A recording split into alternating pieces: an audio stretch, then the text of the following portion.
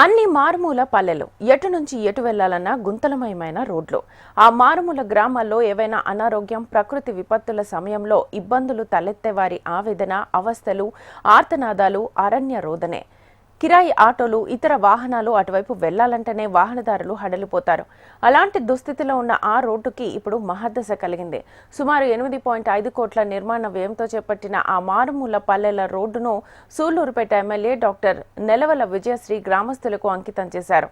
అధునాతంగా నిర్మించి సకాలంలో పూర్తి చేసిన రోడ్డును ఎమ్మెల్యే ప్రారంభించారు. దాదాపు 8 గ్రామాలను కలుపుతూ వెళ్లే ఈ రోడ్డును ఆధునీకరించడంతో ఆ మార్గంలోని ఓజిలి మండలం బట్లకనుపూరు, పండ్లూరు, దేవుని కండిగ్ర, కర్రబల్లవోలు, జయంపు గ్రామాలను కలుపుతూ వెళ్లే ఈ రోడ్డు కొత్తగా నిర్మించడం వల్ల దాదాపు 7.5 కిలోమీటర్ల దూరం తగ్గినట్లుగా ఆయా గ్రామాల ప్రజలు చెబుతున్నారు.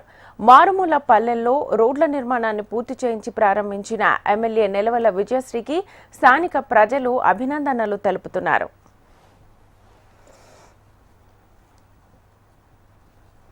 ఇది 8,38,00,000తో ఈ రోడ్ ని వేయడం జరిగింది. ఇది పంచాయతీ రాజ్ కింద బీటీ రోడ్ వేయడం జరిగింది. అలాగే మన ముఖ్యమంత్రి శ్రీ నారా చంద్రబాబు నాయుడు గారు రాష్ట్రం అంతటా కూడా గత ప్రభుత్వంలో చేసిన 5 సంవత్సరాల్లో చేసిన అప్పుల్ని కూడా అధిగమించి అటు డెవలప్మెంట్ ని ఇటు సంక్షేమాన్ని రెండు కూడా సమపాలనలో ముందుకు తీసుకెళ్తున్నారు.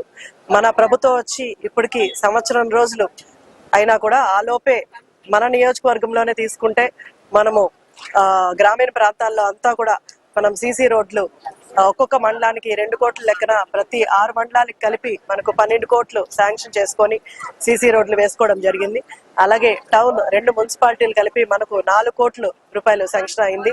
అది టౌన్ లో అంతా కూడా రోడ్స్, అలాగే డ్రైనేజెస్, అలాగే మనం బ్యూటిఫికేషన్ కోసం కూడా కొంత పెట్టుకొని చేసుకోవడం జరుగుతుంది.